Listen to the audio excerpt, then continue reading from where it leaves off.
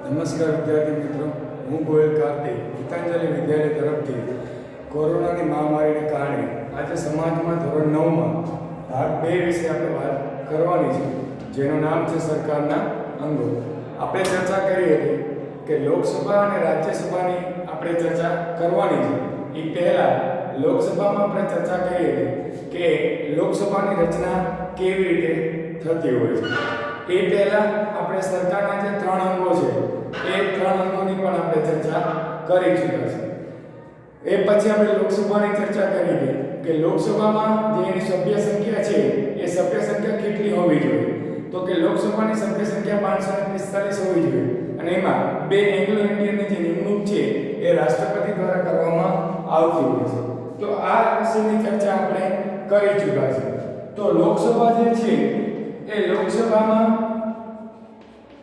એની જે રચનાની આપણે વાત કરવાની છે. એ રચનામાં પહેલો મુદ્દો છે એની સભ્ય સંખ્યા. એની સભ્ય સંખ્યા 545 પ્લસ 2 એંગ્લો ઇન્ડિયન જે છે એની નિમણૂક છે એ રાષ્ટ્રપતિ દ્વારા કરવામાં આવતી હોય છે. પછી આપણે એ પણ શીખ્યા કે આ તબક્કામાં રાષ્ટ્રપતિની જે ભૂમિકા છે એ શું હોઈ શકે. રાષ્ટ્રપતિ છે એ રાજ્યસભા અને લોકસભા બંનેના સભ્ય છે. હવે રાષ્ટ્રપતિને આ જ્યારે સત્ર જે બોલાવે છે એને પાછી હક પણ એટલા બધા છે કે સત્ર બોલાવી પણ શકે, સત્રને ઊભું પણ રાખી શકે, એટલે સત્રને મોકૂફ પણ રાખી શકે અને જરૂર પડે તો સત્રનું વિસર્જન પણ કરાવી શકતા હોય છે. રાષ્ટ્રપતિ છે ક્યારે રાજ્યસભા અને લોકસભામાં પોતાની ભૂમિકાને અદા કરતા હોય છે. તો જ્યારે પ્રથમ સત્ર શરૂ થાય ત્યારે રાષ્ટ્રપતિ તેની ભૂમિકા અદા કરવા માટે આવતા હોય છે. એટલે કે સભાના જેટલા સભ્ય હોય ને પ્રવચન આપે, સત્રનું ઉદ્ઘાટન કરે છે અને રાજ્યસભા લોકસભાના દરેક સભ્યને સંબોધિત કરતા હોય છે. આટલી બધી વાત આપણે આ પ્રકારની વાતો આપણે કરી ચૂક્યા હતા. એ સિવાય આપણે એ પણ જોયું હતું કે લોકસભા જે છે એ કાયમી ગૃહ નથી. એની મુદત છે એ 5 વર્ષની છે. એ પહેલા પણ વિસર્જન કરવામાં આવતું હોય છે. લોકસભાની અંતર્ગત એ પણ વાત કરી હતી કે ભારતીય સંસદે જે કાયદો ઘડે છે એ કાયદો બંધારણને સર્વોપરી હોવો જોઈએ. જો સંસદે ઘડેલો કોઈ કાયદો ઘડ્યો હોય અને બંધારણીય જોગવાઈનો કોઈ ભંગ થતો હોય અને અદાલતને જો એવું લાગશે કે આ કાયદો છે બંધારણને સર્વોપરી નથી, તો એ સાબિત થતા એ કાયદાને રદ કરવામાં આવતો હશે. આટલી ચર્ચા આપણે કરી હતી. એ પછી એક મહત્વની બાબત આપણે શીખ્યા કે જે સંસદ છે એ સંસદના જે ત્રણેય ખરડા છે, ત્રણેય વાંચનમાંથી કોઈ ખરડો પસાર થશે.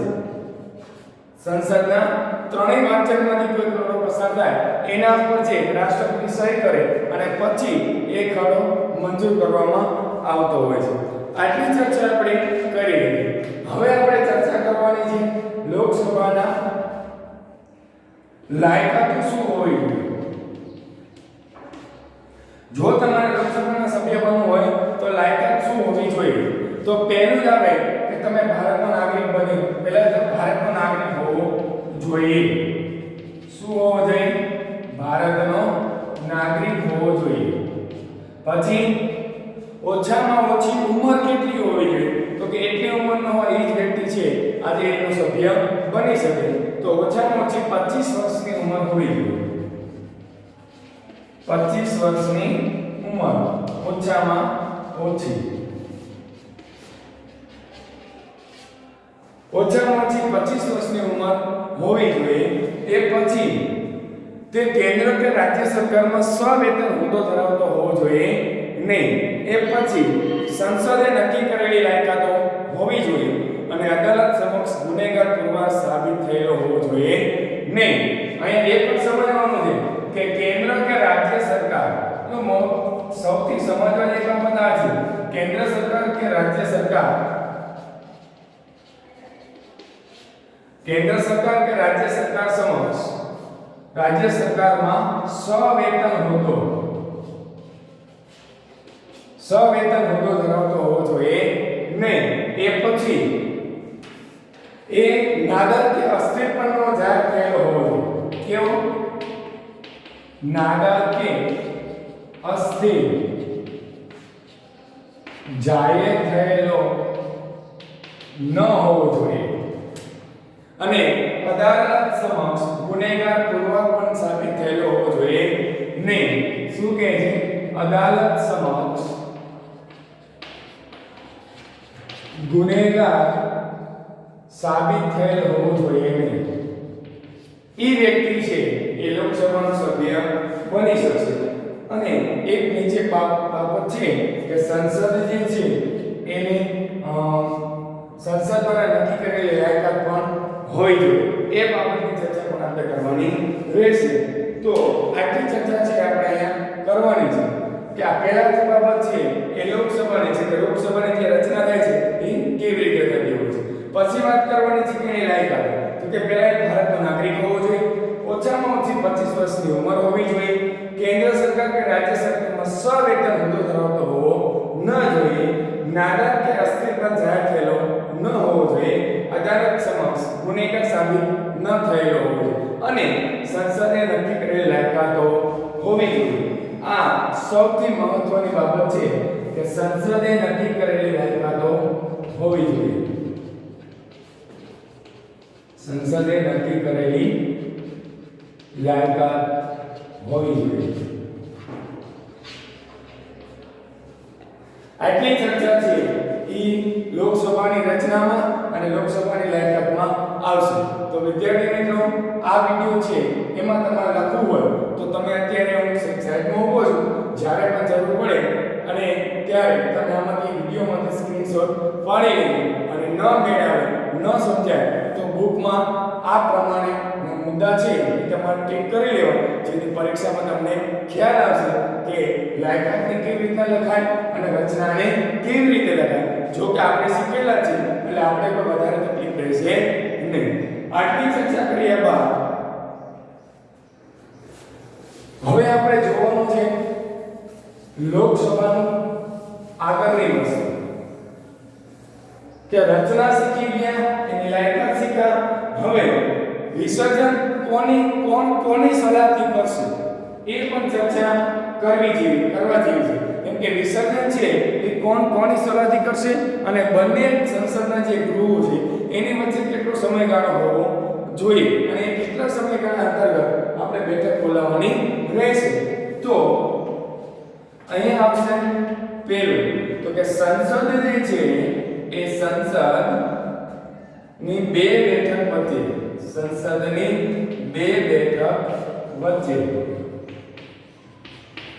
6 માસથી વધારે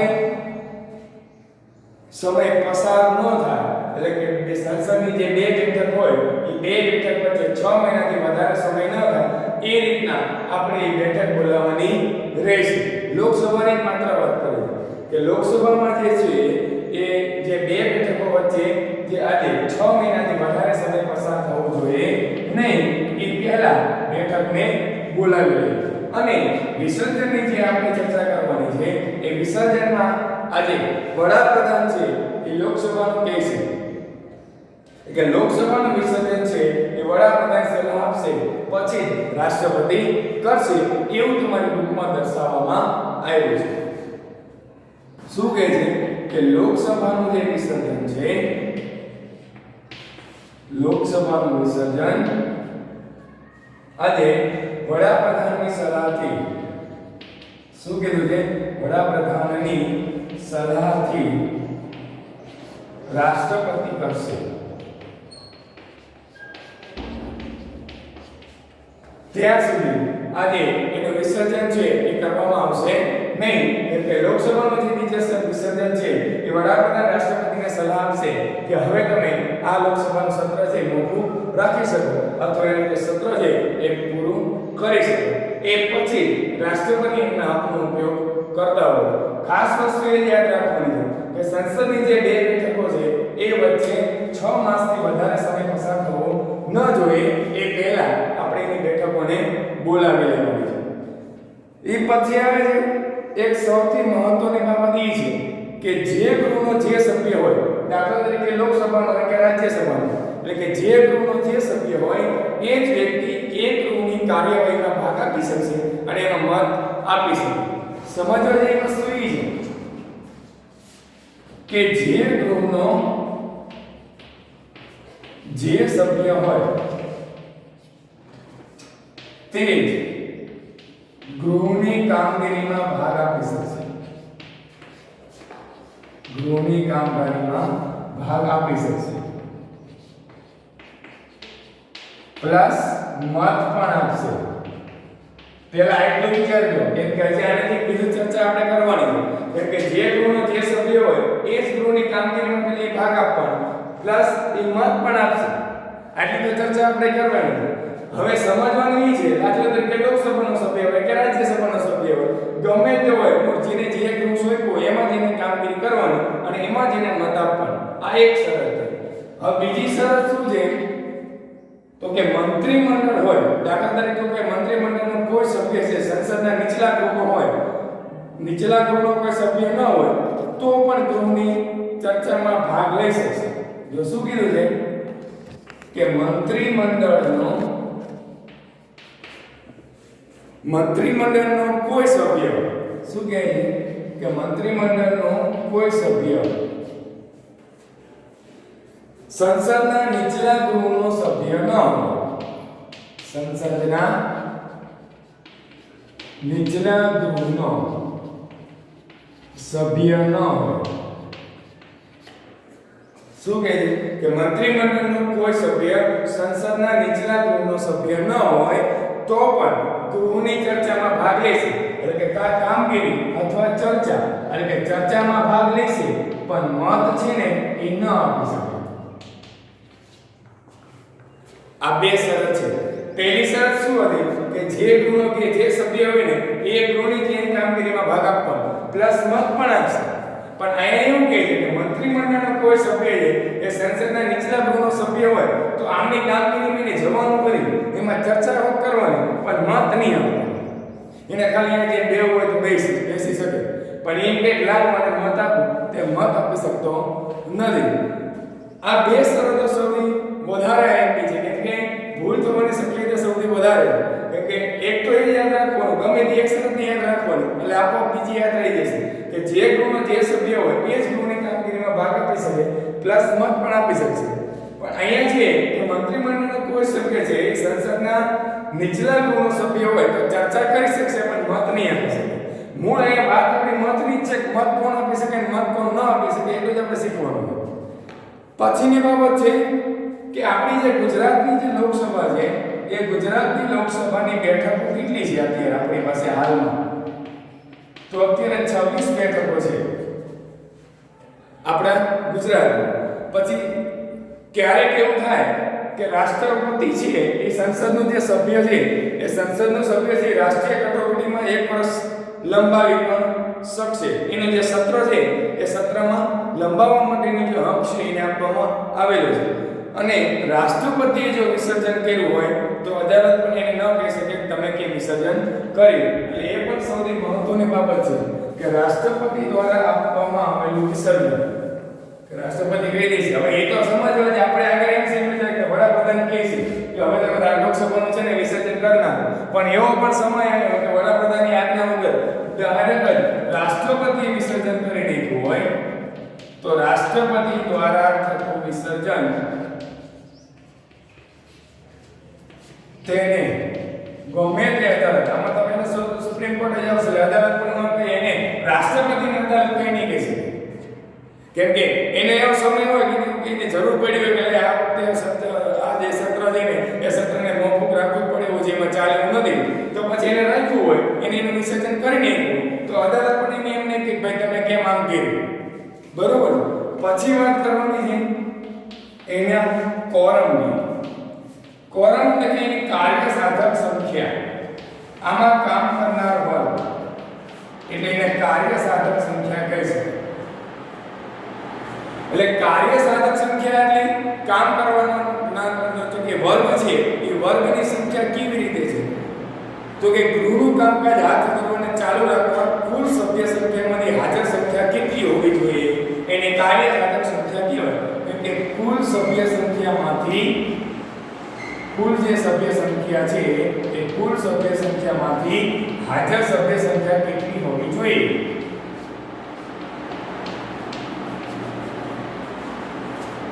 કેમ કે ગૃહનું કામકાજ તો હાથ ધરવું પડશે, કેમ કે તમારા જેટલા સભ્ય છે એ બધા સભ્યમાંથી કુલ કેટલા સભ્ય હોવા જોઈએ જે તમારા ગૃહનું કામકાજ ચલાવી શકે એવા. તો એનો નિશ્ચિત આંકડો છે. દાખલા તરીકે આપણે કેટલા છે 545 છે જે આપણે લોકસભાના સભ્યો છે, બરોબર છે. તો આ જે લોકસભાના સભ્યો છે એનો અમુક ભાગ છે એ લોકસભાના જે ગૃહ છે એમાં કામ કરતો હોવો જોઈએ. એને કોરમ તરીકે ઓળખાય. એનું બીજું નામ છે કાર્યસાધક સંખ્યા, એટલે કે કામ કરનાર વર્ગની સંખ્યા કેટલી હોવી જોઈએ. તો એમાં આપવામાં આવ્યું છે 1/10 ભાગ, એટલે કે 545 નો 1/10 ભાગ છે એટલે કુલ 55 જણા હોવા જોઈએ. આ 55 વ્યક્તિ છે અથવા 55 જે સભ્યો છે એ 55 સભ્યો આજે આ કાર્યસાધક સંખ્યામાં આવશે અને આ વ્યક્તિ હોય એને ગૃહની તમામ કામગીરી હાથ ધરવાની રહેશે. ગૃહને ચલાવવાની પણ જવાબદારી લોકો સંભાળે. એને કોરમ તરીકે ઓળખવામાં આવશે. આ કોરમ છે એ લોકસભાનો છે. આવનો જ્યારે આપણે આગળ ભણશું એમાં રાજ્યસભાના કોરમની પણ આપણે વાત કરવાની રહેશે. આગળ વાત કરવાની છે કે રાજ્યસભા. તો કે રાજ્યસભામાં શું આવશે? તો કે આ જે છે એ એનું નીચલું ગૃહ છે જેની આપણે ચર્ચા કરી કે લોકસભા છે એનું નીચલું ગૃહ છે એ આપણે આગળ શીખી ગયા કે કયું ગૃહ નીચલું છે કયું ગૃહ ઊંચું છે, બરોબર. હવે વાત કરવાની છે રાજ્યસભા. તો કે રાજ્યસભામાં આને ચર્ચા હશે. તો કે પહેલા એની રચના હશે, પછી એની લાયકાત થશે, પછી એની કોરમ હશે કે ભાઈ રાજ્યસભામાં કોરમ કેટલી હશે, એની રચના કેવી રીતે થાય, એની લાયકાત શું છે, આ બધી વાત આપણે કરવાની રહેશે. અહીં આવશે રાજ્યસભા. તો રાજ્યસભામાં પહેલો મુદ્દો આવે કે રાજ્યસભા છે એ સંસદનું ઉપલું ગૃહ છે, બરોબર છે.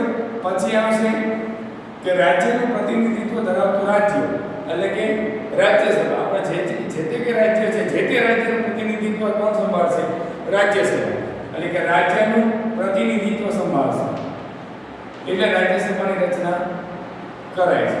ત્રીજી બાબત છે કે રાજ્યમાં સભ્ય સંખ્યા 250 થી ન વધે એની જોગવાઈ છે. કેટલી છે? 250 થી વધે નહીં એની જોગવાઈ કરવામાં આવી છે. આટલી તો છે મિનિમમ એટલી તો રહી છે અને 251 ન થઈ એ તમારે ખાસ ધ્યાન રાખવાનું.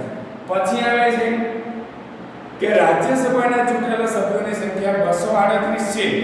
તો હવે સમજો 250 થી ન વધવું જોઈએ. તો રાજ્યસભામાં જે રીતે ચૂંટાય છે એમાંથી માત્ર ચૂંટાયેલા વર્ગ તો 238 નો છે. તો હજી બીજા 12 વધ્યા. તો આ જે 12 વધ્યા એ પાછામાં હશે તે 250 માં સામેલ છે. તો એ જે 12 જણા સામેલ છે એની નિમણૂક કોણ કરે? તો પહેલા એ યાદ રાખવું કે 238 જે સભ્યો છે એ 238 સભ્યો છે એ તો ચૂંટાઈને આવ્યા છે, ચૂંટાઈને આવશે. પણ જે 12 જે સભ્યો છે એની નિમણૂક રાષ્ટ્રપતિ ખુદ કરશે અને એને થતા 250 નો સરવાળો થવો જોઈએ. એટલે આ જે છે એ એટલે કહે છે કે રાષ્ટ્રપતિના નક્કી છે કે 250 માંથી 12 સભ્ય તો ખુદ રાષ્ટ્રપતિ નક્કી કરશે.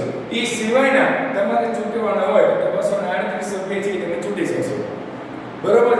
એટલે તમારી ઉપર જોગવાઈ કરવામાં આવી છે કે 250 થી સભ્ય સંખ્યા વધવી જોઈએ નહીં, કેમ કે 250 માંથી 12 ને તો રાષ્ટ્રપતિ ખુદ કરવાના છે. હવે એ જે છે આ 12 જણા, એ 12 જણાની ખાસિયત છે કે 12 જણા કેવા હશે, શું કામ રાષ્ટ્રપતિ એ લોકોની નિમણૂક કરે છે, તો એની વાત કરવાની છે કે એ જે 12 સભ્યો છે એ 12 સભ્યો કેવા હશે અને શું કામ રાષ્ટ્રપતિ આવા લોકોની નિમણૂક કરતો હોય છે, બરાબર. તો આ જે છે એ પહેલા સાહિત્ય ક્ષેત્રે પોતાની કલા સાબિત કરી ચૂક્યા એવા કલા ક્ષેત્રે પણ પોતાનું અદ્ભુત કૌશલ્ય દર્શાવ્યું.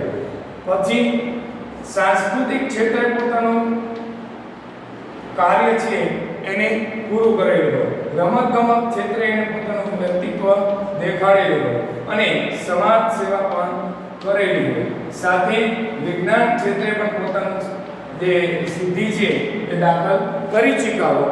એવામાં એટલે કે એવા ક્ષેત્રમાં જે અનુભવી વર્ગ છે એ અનુભવી વર્ગની રચના આજે રાષ્ટ્રપતિ દ્વારા કરવામાં આવતી હોય છે. એટલે આવા લોકોની રચના છે એ જે 12 સભ્યો છે એ સાહિત્ય ક્ષેત્રે હશે, કલા ક્ષેત્રે હશે, સાંસ્કૃતિક ક્ષેત્રે હશે, રમતગમત ક્ષેત્રે હશે, સમાજ સેવા અથવા વિજ્ઞાન છે. એટલે આજે 12 સભ્યની જે રાષ્ટ્રપતિ નિમણૂક કરે છે એ આ બધા વિષય જે છે એમાંથી કોઈ એવો વ્યક્તિ હોય જે સાહિત્ય ક્ષેત્રે પારંગત હોય અને પોતાનો અનુભવનો સંપૂર્ણ લાભ એને મળે એટલા માટે એને રાષ્ટ્રપતિ આવા 12 સભ્યને પોતાને લાવે છે જે પોતાના વિષયમાં પારંગત હોય, અનુભવથી ભરપૂર હોય એવા લોકોને રાષ્ટ્રપતિ દ્વારા કરવામાં આવતી હોય છે.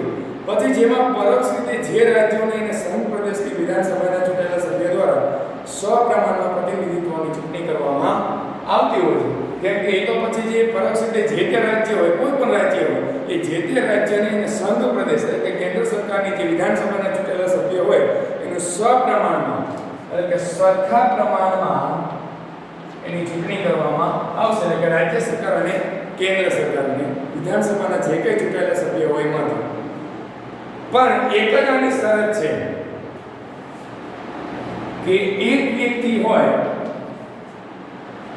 એ એક સાથે બે ગૃહની કામગીરી કરી શકશે નહીં. આ રાજ્યસભામાં આ શબ્દ લખાવવો જોઈએ તો જ એ લોકસભાથી અલગ પડશે.